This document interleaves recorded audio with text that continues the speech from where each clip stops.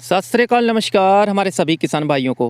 किसान भाइयों, आप सभी का स्वागत है फार्मिंग ज्ञान चैनल में। गेहूं में पहली सिंचाई करने के बाद जो यूरिया का प्रयोग हमारे किसान भाई करते हैं, यूरिया खाद खेत में पानी लगाने के बाद डालना चाहिए, पानी लगाने से पहले यूरिया गेहूं में डाल देना चाहिए।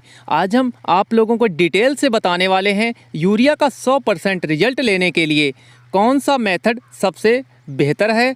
आज आप लोग ये अंत तक वीडियो को ज़रूर देखें अगर आप गेहूं की खेती किसान भाइयों करते हैं। अगर आपने अभी तक चैनल को सब्सक्राइब नहीं किया है तो प्लीज़ चैनल को सब्सक्राइब कर लें, पास वाली घंटी को प्रेस कर लें, जिससे खेती से जुड़े संबंधित सभी वीडियो का नोटिफिकेशन आप लोगों तक समय से पहुंचेगा। तो गेहूं में जो हम प्राइमरी पोषक तत्वों को फसल में प्रयोग करते हैं किसान भाइयों, गेहूं की फसल को ज़रूरत होती है बेसल डोज के रूप में भी हम सभी खादों को प्रयोग कर देते हैं। गेहूं में जो हम सबसे ज़्यादा खाद का किसान भाइयों प्रयोग करते हैं वह है यूरिया खाद, जिससे नाइट्रोजन तत्व फसल को मिलता है। गेहूं की फसल में यूरिया खाद देने में जब हम एक छोटी सी गलती कर बैठते हैं, इसका बड़ा नुकसान किसान भाइयों हम लोगों को उठाना पड़ता है। जो हमारी फसल पीली पड़ जाती है, बढ़वार भी रुक जाती है, आगे पैदावार भी प्रभावित होती है किसान भाइयों। इसके पीछे सबसे बड़ा कारण यह होता है कि गेहूं में सिंचाई करने से पहले यूरिया खेत में डाल देना चाहिए, या पहली सिंचाई कंप्लीट होने के बाद यूरिया खाद गेहूं की फसल में प्रयोग करना चाहिए। सबसे टॉप का रिजल्ट लेने के लिए यूरिया खाद कब डालनी चाहिए? हमारे ज़्यादातर किसान भाई जो हैं यूरिया खाद खेत में डालकर और पीछे से पानी को खेत में छोड़ देते हैं। इसका रिजल्ट यूरिया खाद 50% तक ही पौधों को मिल पाती है, बाकी की 50% यूरिया जो है वो लॉस हो जाता है। ऐसा क्यों होता है किसान भाइयों? आपने यूरिया खाद को टाइम ही नहीं दिया कि वो मिट्टी के अवशोषित हो सके और कड़ों में चिपक सके। पीछे से पानी लगा दिया, यूरिया खाद बहकर आगे निकल गई, वह मिट्टी की निचली परतों में चली गई, जिसको हम लीच डाउन कहा जाता है, और पौधों की जड़ें भी नहीं वहाँ तक पहुँच सकती हैं जहाँ पे यूरिया पहुँच गई।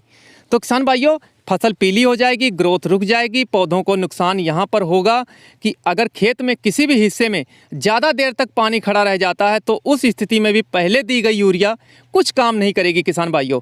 वह नाइट्रोजन की कमी वहाँ पर देखने को मिलेगी, इसलिए बाद में दोबारा यूरिया भी डालनी पड़ सकती है, जो आपका खर्च भी बढ़ सकता है। इसलिए पहले यूरिया डालने का चांस आप ना लें तो ही किसान भाइयों ठीक रहेगा।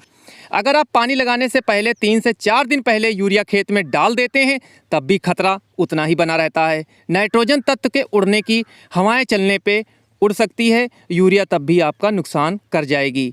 आपकी मिट्टी हल्की है या रेतली है, फिर भी आपकी यूरिया जो है लीच डाउन होने के चांस रहेंगे 100%।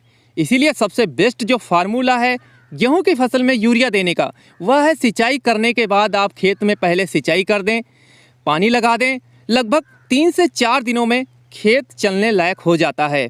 गीला ही खेत रहे तब भी आप उस स्थिति में यूरिया खाद को फसल में डाल दें। खेत गीला रहेगा, आप यूरिया डालेंगे, यूरिया 100% काम करेगी और पौधों को नाइट्रोजन प्रचुर मात्रा में किसान भाइयों मिलेगी।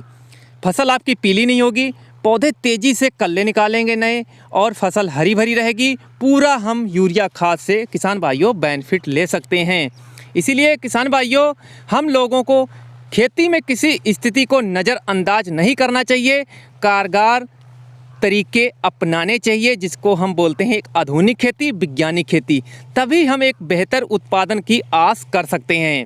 तो किसान भाइयों, ये मेरी जो छोटी सी जानकारी आप लोगों को कैसी लगी कमेंट बॉक्स में कमेंट करें और लाइक करें अगर अच्छी लगी हो, और इस वीडियो को किसान हित में शेयर भी ज़रूर करें। आने वाले किसान भाइयों वीडियो चैनल पर ज़रूर देखें। धन्यवाद। जय हिंद।